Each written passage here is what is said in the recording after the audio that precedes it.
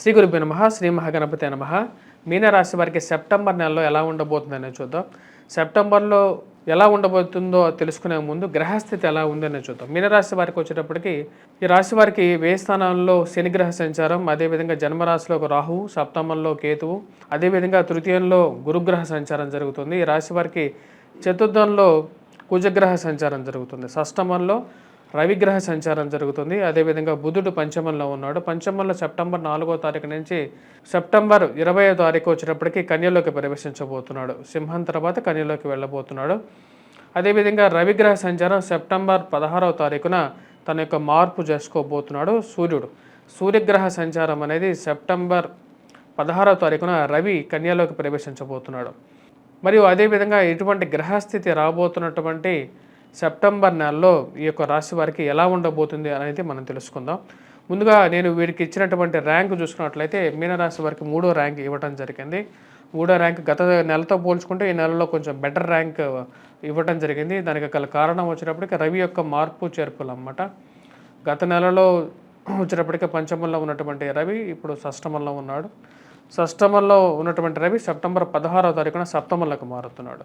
ఈ నెలలో వచ్చేటప్పటికి వృత్తిరీత్యా వ్యాపార రీత్యా మొదటి 16 రోజులు సెప్టెంబర్ 16 వరకు అనుకూలమైనటువంటి ఫలితాలే పొందగలుగుతారు. బుధుడు పంచమంలో ఉన్నప్పుడు ఈ రాశి వారికి వచ్చేటప్పటికి పంచమంలో ఉన్నటువంటి బుధుడు యోగకారకుడు. వృత్తిరీత్యా వ్యాపార రీత్యా కూడా అనుకూలమైనటువంటి ఫలితాలు ఇస్తాడు.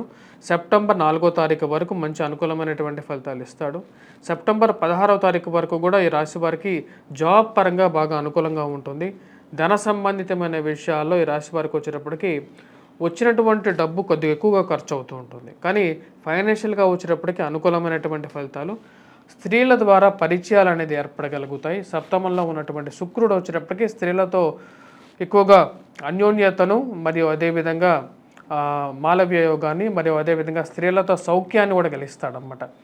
అంటే అన్య స్త్రీలతో పరిచయాలు కలిగించగలుగుతాడు. సెప్టెంబర్ 18వ తారీఖు తర్వాత శుక్రుడి యొక్క మార్పు అష్టమంలోకి మారినప్పుడు ఈ రాశి వారికి ఫైనాన్షియల్ గెయిన్ అనేది ఉంటుంది. అంటే ఆర్థిక స్థిరత్వం అనేది వీరు 18వ తారీఖు తర్వాత పొందగలుగుతారు. అష్టమంలో ఉన్నటువంటి శుక్రుడి యొక్క దృష్టి ధనస్థానం మీద ఉంటుంది కాబట్టి రికవరీ మనీ అనేది ఉంటుంది. సమయానికి ఇరుగు పొరుగు సఖ్యత విషయంలో కూడా అనుకూలత అనేది పొందగలుగుతారు.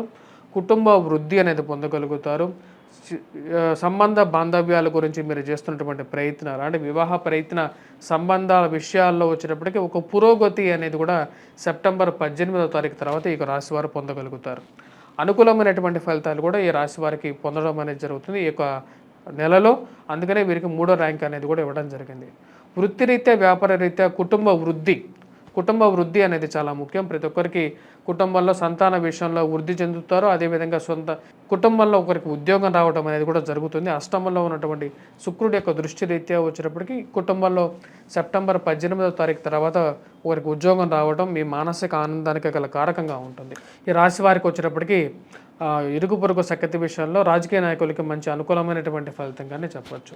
కానీ రాశి వారు తీసుకోవాల్సినటువంటి నిర్ణయాల్లో ఎక్కువగా మీనమేషాలు లెక్కించడం అనేది ఎక్కువగా వీరికి ప్రభావం చూపిస్తుంది. అంటే తీసుకోలేనటువంటి నిర్ణయం అసలు తీసుకుందామా వద్దా అనే ఒక ఆలోచన అనేది వీరిని ఎక్కువగా వేధిస్తూ ఉంటుంది. ముందుకు పోలేనటువంటి పరిస్థితి, వెనక్కి రాలేనటువంటి పరిస్థితి మధ్యలో వీరు కొట్టుమిట్లాడుతూ ఉంటారు. ఈ రాశి వారికి ఓవరాల్గా వచ్చేటప్పటికి ఈ రాబోతున్నటువంటి సెప్టెంబర్ నెలలో వచ్చేటప్పటికి అనుకూలమైనటువంటి ఫలితాలుగానే చెప్పవచ్చు. ఉద్యోగ ప్రయత్న సంబంధితమైన విషయాల్లో అనుకూలంగా ఉంటుంది. ఉన్నత స్థాయిలో ఉన్నటువంటి స్త్రీ పురుషులతో సత్సంబంధాలు అనేది మొదటి 16 రోజులు వీరికి కలుగుతాయి అన్నమాట.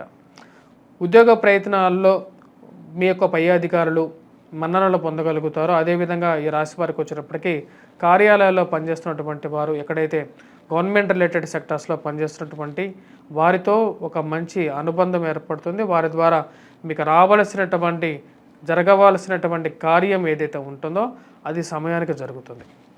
అంటే వారి యొక్క సపోర్ట్ అనేది ఈ రాశి వారికి పొందడం అనేది జరుగుతుంది.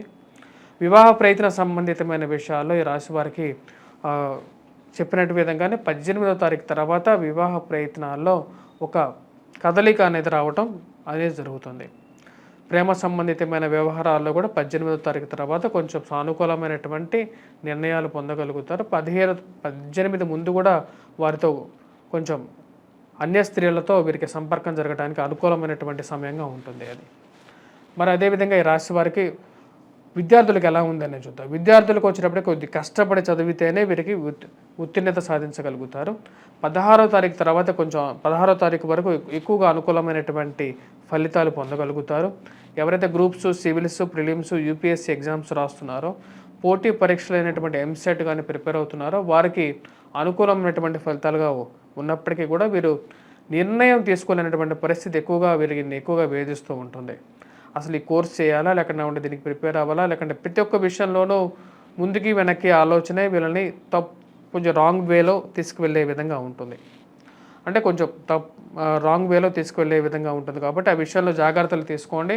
రాహు యొక్క ప్రభావం అనేది జన్మరాశిలో సంచారం చేస్తున్నప్పుడు యొక్క ప్రభావం ఉంటుంది. రాహు యొక్క స్థితి గురించి చెప్పాలంటే రాహు సప్తమంలో జాతకరీత్యా కూడా రాహు కొన్ని స్థానాల్లో వ్యతిరేకమైనటువంటి ఫలితాలు ఇస్తాడు. ముఖ్యంగా సప్తమంలో ఉన్నప్పుడు వైవాహిక జీవితంలో ప్రభావాన్ని, జన్మరాశిలో ఉన్నప్పుడు కూడా ప్రభావాన్ని ఇవ్వగలుగుతాడు.